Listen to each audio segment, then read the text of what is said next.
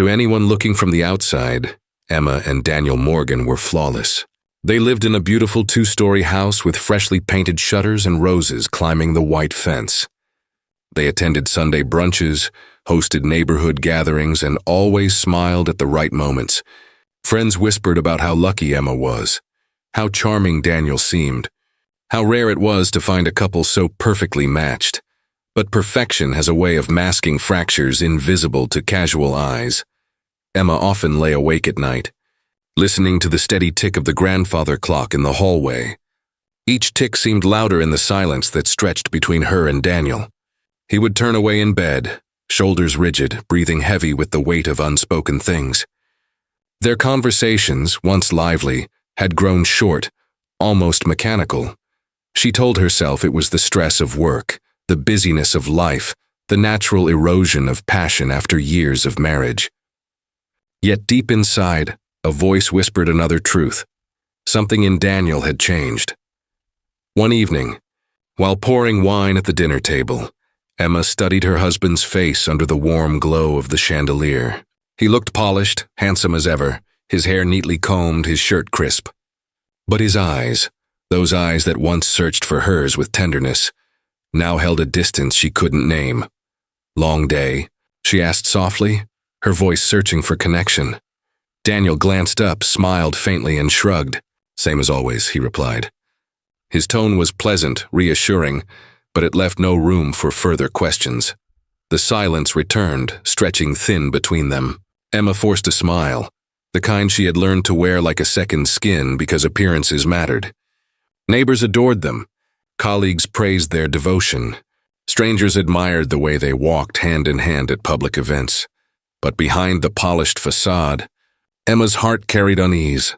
At night, she sometimes stood by the window, staring at their reflection in the glass, her figure outlined against Daniel's. To others, they looked united, bound in trust and love, yet the reflection felt like a photograph, beautiful but frozen, hollow. In her mind, a thought pulsed like a warning. Love can be the most dangerous disguise of all, because when you tell yourself a story long enough, when the world applauds it, it becomes harder to admit the truth. And Emma was beginning to wonder if the life she lived was a story written not by her, but by Daniel.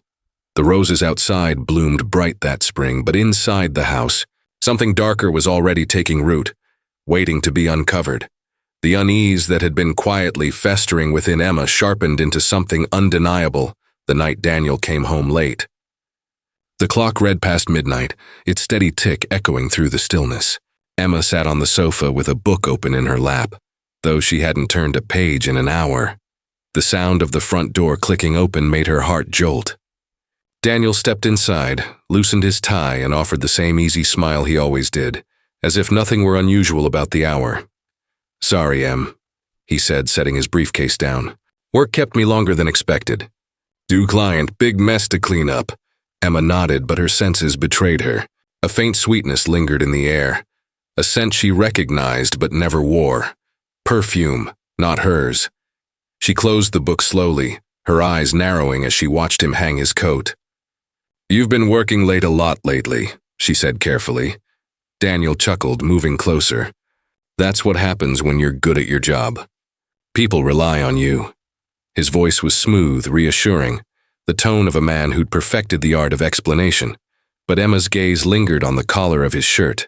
Beneath the scent of laundry detergent and aftershave, the perfume clung stubbornly. "Daniel," she pressed, her voice a whisper. "You smell different." He paused for the briefest moment before laughing it off. "Perfume. Probably one of the secretaries hugged me when I left. You know how they are. Always so grateful when I help with their reports." Her stomach twisted. The explanation was convenient, too neat. She searched his face, looking for a crack, but he met her eyes with practiced calm. "Em," he added gently, stepping forward and brushing a strand of hair from her cheek. "You're reading too much into things. Don't let your imagination run wild. You know I'd never do anything to hurt you." The tenderness in his tone stung more than any harsh word could have. Emma forced herself to nod, swallowing the unease clawing at her chest. Yet inside something shifted. This wasn't just distance or exhaustion. This was deception, dressed in charm. Later, lying awake beside him, she inhaled the lingering perfume woven into the sheets.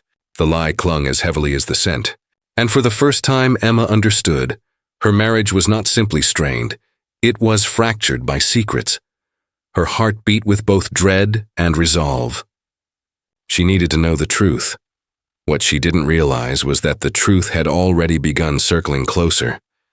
Like a shadow waiting at her doorstep, the perfume on Daniel's shirt might have faded with the wash, but in Emma's mind it clung stubbornly. Days passed, ordinary on the surface, yet her awareness sharpened. Every look, every word, every unexplained moment carried new weight. It began with the phone calls. The first rang during dinner. Daniel excused himself, stepping into the hallway to answer.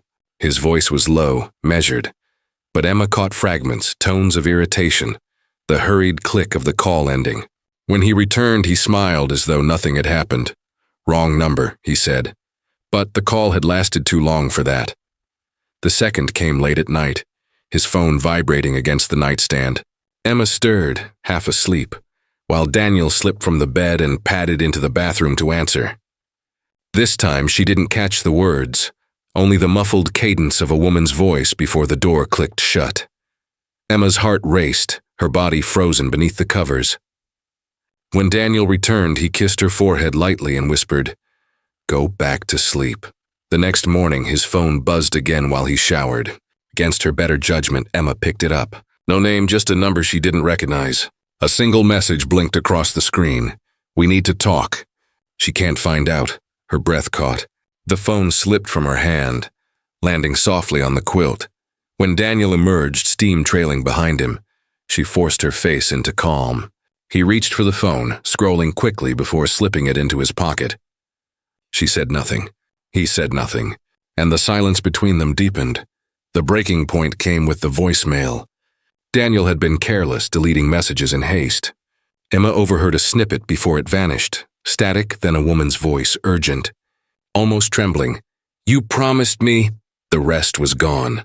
Emma sat frozen in the kitchen, the refrigerator humming in the background. Her hands shook as she poured herself water, but even the glass trembled against her lips. Paranoia or truth? Which was worse, to imagine betrayal or to prove it real? That night, when Daniel slept soundly beside her, Emma unlocked his phone. Her fingers trembled, her breath shallow.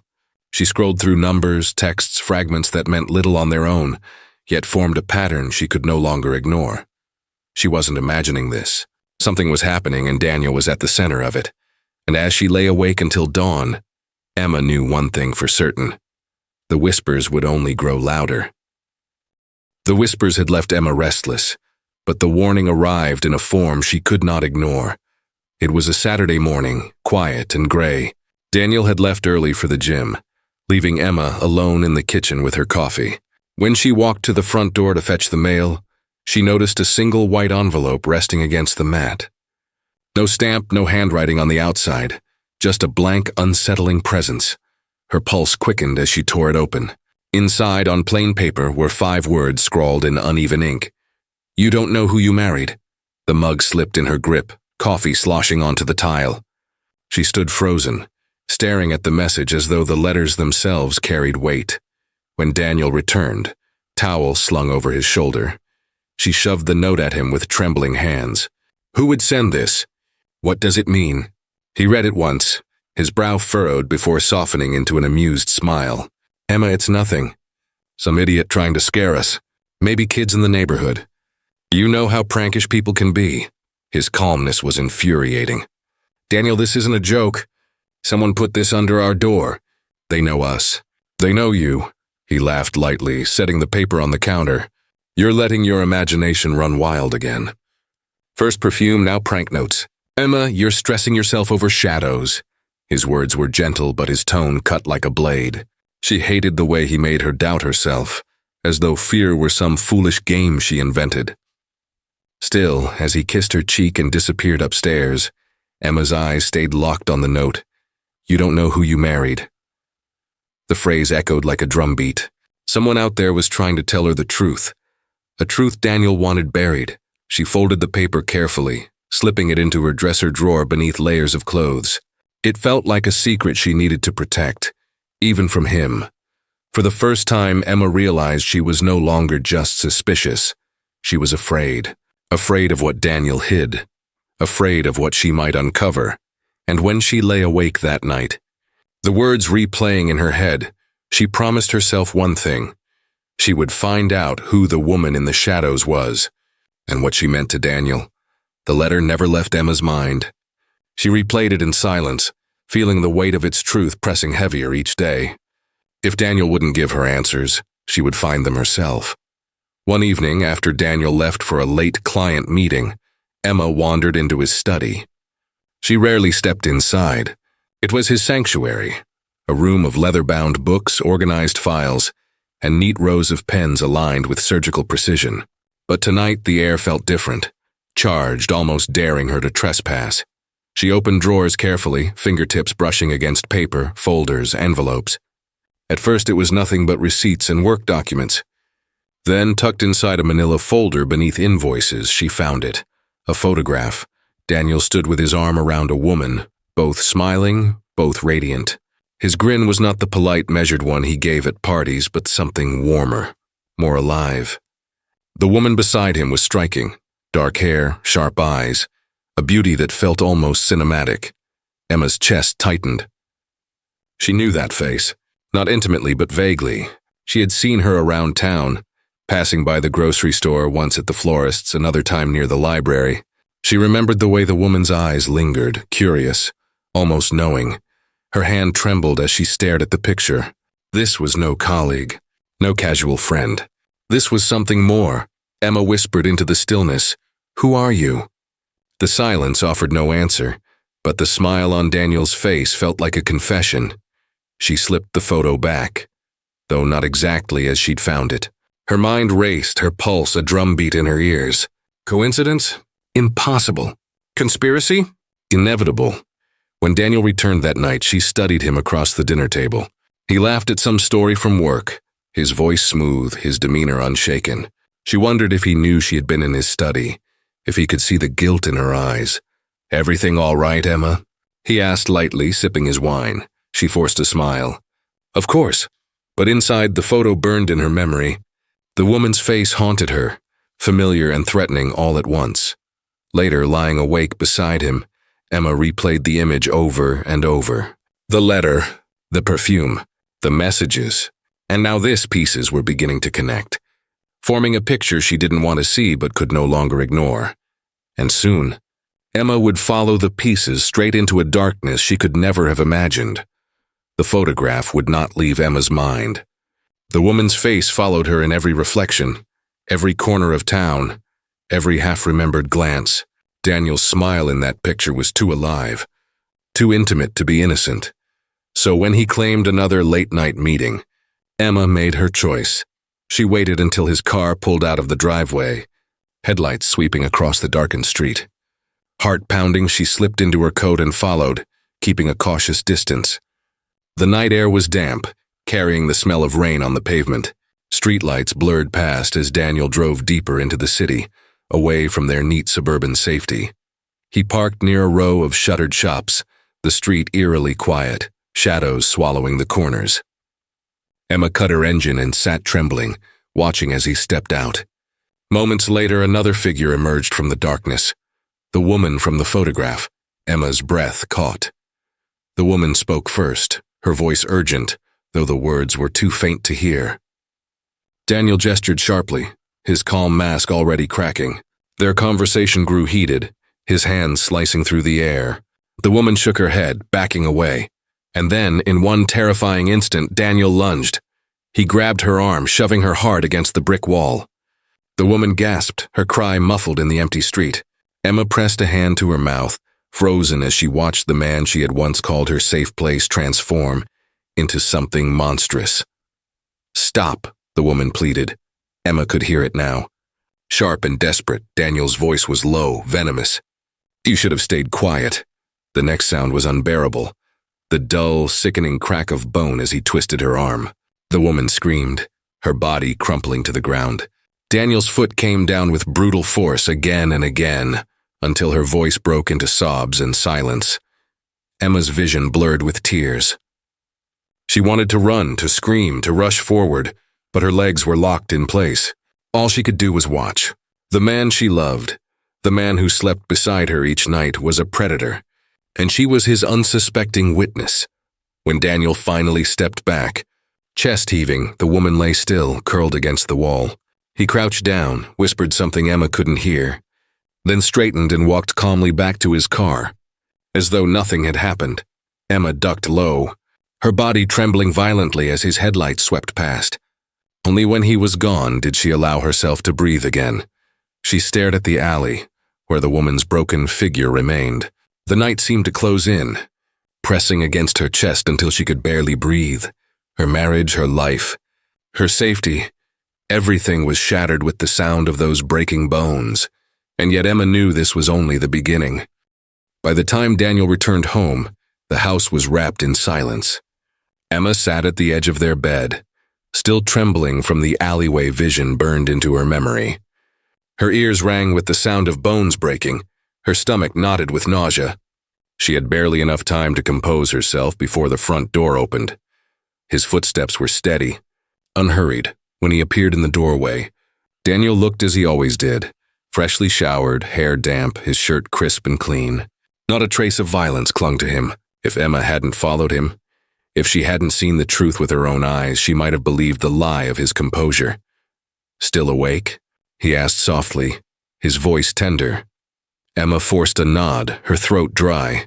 Daniel crossed the room, brushing his lips lightly across her temple. His hands were warm, steady, the touch of a man who knew how to perform affection. But Emma recoiled inwardly, her skin crawling. She could still see those same hands striking, breaking, destroying. "You shouldn't wait up for me," he murmured, slipping into bed beside her. "I know I've been busy lately, but everything's fine, Emma. Everything's always fine." The words felt rehearsed, polished, a mask he wore as naturally as his smile. Emma turned toward the window, hiding her face in the shadows. She couldn't let him see the fear in her eyes, the truth clawing at her throat. If he knew she had witnessed him, if he even suspected, what would stop him from turning that violence on her? Her body stiffened as his arm draped casually across her waist. To anyone else, it would have seemed tender. To her, it was a shackle, a reminder that she was bound to something far darker than marriage vows. As Daniel's breathing deepened into sleep, Emma lay awake, heart racing, mind spiraling. She now knew what he was capable of, and worse, he knew how to hide it. The mask he wore in public, the mask he now wore even in their own home, was flawless, and beneath it lurked a predator she could no longer unsee. Emma stared at the ceiling, her resolve hardening. She couldn't stay silent forever, but for now she had to play her part in his perfect lie.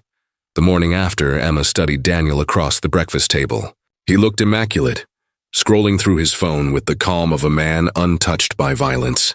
The image of him in the alley gnawed at her, but his composure left her doubting her own memory, as if the horror she'd witnessed belonged to someone else's nightmare. "Daniel," she said carefully, voice trembling beneath forced steadiness, "you've been different lately, distant." He glanced up, smile faint but controlled. "Different how?" Her fingers tightened around her mug.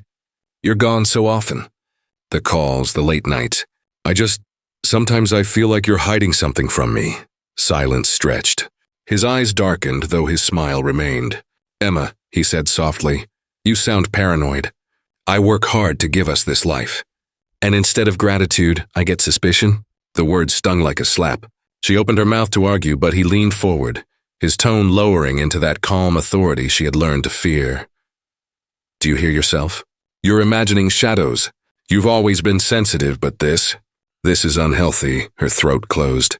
She wanted to scream that she had seen him, seen the brutality he tried to bury, but his gaze pinned her down. If she spoke, he would know too much. If she stayed silent, she would drown in the lie. Daniel reached across the table, covering her hand with his. To an outsider, it would look affectionate. To Emma, it was a reminder of control.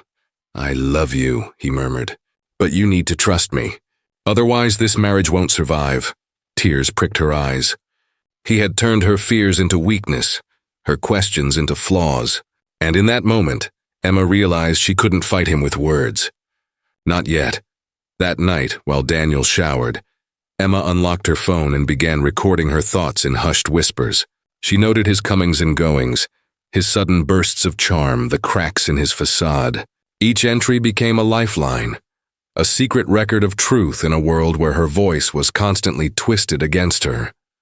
Lying beside him later, she listened to his steady breathing and thought of the woman in the alley. Broken and silenced, Emma refused to share her fate. She would play the obedient wife. For now, it was a Tuesday evening, the kind that should have been ordinary. Emma had just set the table when a firm knock rattled the front door. The sound froze her in place. Daniel glanced up from the couch, his expression unreadable, then rose casually to answer. Two men stood on the porch, one in plain clothes, the other in uniform. Their badges gleamed under the porch light. "Mr. Morgan?" the taller one asked. "Detective Harris, City Police. We'd like to ask you a few questions." Daniel smiled warmly, his charm sliding into place like a second skin. "Of course, officers, come in." "What's this about?" Emma's pulse thundered as the men stepped inside. She stayed rooted near the dining table, her hands pressed against its edge to steady herself. "It's about a missing person," Harris said, unfolding a photograph. Emma's breath caught. The same woman from Daniel's hidden picture, the woman Emma had watched crumble in that alley. The detective's voice carried weight. "Her name is Laura Jensen. She was last seen 3 nights ago." Daniel leaned forward, studying the photo with convincing concern. "That's terrible. But I don't know her." The lie rolled so easily off his tongue that Emma almost believed him. Almost. Harris's eyes flicked toward Emma. "Mrs. Morgan? Have you ever seen this woman?" Emma's throat tightened. Words clawed at her, desperate to escape. But Daniel's gaze brushed hers like a warning, subtle, sharp. She forced herself to shake her head. "No, I haven't." The detective lingered on her for a moment longer, as though sensing the tremor beneath her calm. Then he turned back to Daniel. "We've received reports she may have been in this area. If you recall anything, anyone suspicious, anything unusual, please contact us." Daniel nodded solemnly, his hand resting lightly on Emma's shoulder. To the detectives, it looked supportive. To her, it felt like a leash. "Of course," he said smoothly. "We'll do whatever we can to help." The officers left after a few more questions, their footsteps fading into the night. The door clicked shut, and silence pressed heavily against the walls. Daniel turned to Emma, his expression unreadable, his smile gone. "See," he murmured. "Nothing to worry about. Just routine questions." Emma stood frozen, her body rigid. Her lips wanted to scream, to confess, to run after the detectives, but her legs betrayed her. He brushed a kiss against her cheek, his tone soft. "We have nothing to hide." She wanted to collapse, to claw the truth out of the walls, but instead she nodded, complicit in the lie. As Daniel returned to the couch, Emma remained at the table, her breath shallow, her hands trembling. She had never felt more trapped. Her silence now part of his mask. And as the night dragged on, Emma realized she wasn't just afraid of Daniel. She was afraid of herself, of how long she could keep carrying this unbearable secret. The detective's visit left Emma restless, her mind replaying the scene over and over. Every detail of Daniel's performance haunted her. The way he smiled, the way his hand anchored her shoulder, the way his voice carried innocence with such ease. She could still feel his kiss on her cheek like a stain she could never scrub away. That night, sleep evaded her. She lay rigid in bed, staring at the ceiling while Daniel's slow, steady breathing filled the dark room. Each inhale and exhale was too calm, too measured, as though rehearsed. Emma pressed her fists against her chest to quiet the frantic beating of her heart. Days blurred together, coffee cups stacked in the sink. Her reflection grew hollow, shadowed, almost unrecognizable. When Daniel left for work, Emma wandered through the house like a ghost, terrified of silence but more terrified of what she might hear. She began hiding a small recorder in the living room, under couch cushions or behind picture frames, capturing snippets of his phone calls. Most recordings were mundane, but sometimes his voice dropped low, edged with menace, speaking to someone she couldn't identify. Her paranoia grew claws. Every knock on the door made her flinch. Every vibration of her phone sent chills through her body. She started keeping a hidden notebook under the mattress filled with dates, times, details. her secret chronicle of Daniel's double life. Still, guilt gnawed at her. Why hadn't she screamed when the detectives asked? Why hadn't she saved the woman in the alley? Each page she filled felt heavier, a confession of her own complicity. One night, exhaustion finally pinned her to the bed. She lay motionless, eyes closed, forcing her breath into shallow rhythms to mimic sleep.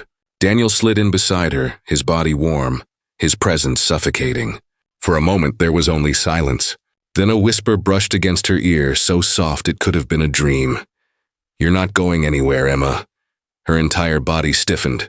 She kept her eyes closed, her face slack, pretending the words hadn't seared her skin. His tone wasn't loving or playful.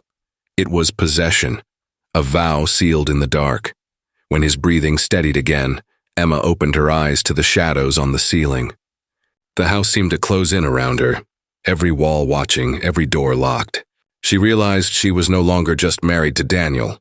She was imprisoned by him, and something deep within her cracked. She could not stay silent forever. Emma woke with resolve, sharp as broken glass. The whisper still lingered in her ear, Daniel's chilling promise that she wasn't going anywhere. For days it had gnawed at her, hollowing her from the inside. But as she stood before the mirror that morning, staring into her own sunken eyes, something inside her shifted. She was done being silent. She no longer recognized the woman reflected back. Hair tangled, skin pale, eyes haunted. But beneath the exhaustion was a spark, a survivor's defiance. She touched the edge of the mirror as though reaching for that hidden strength. That evening, Emma set her plan into motion.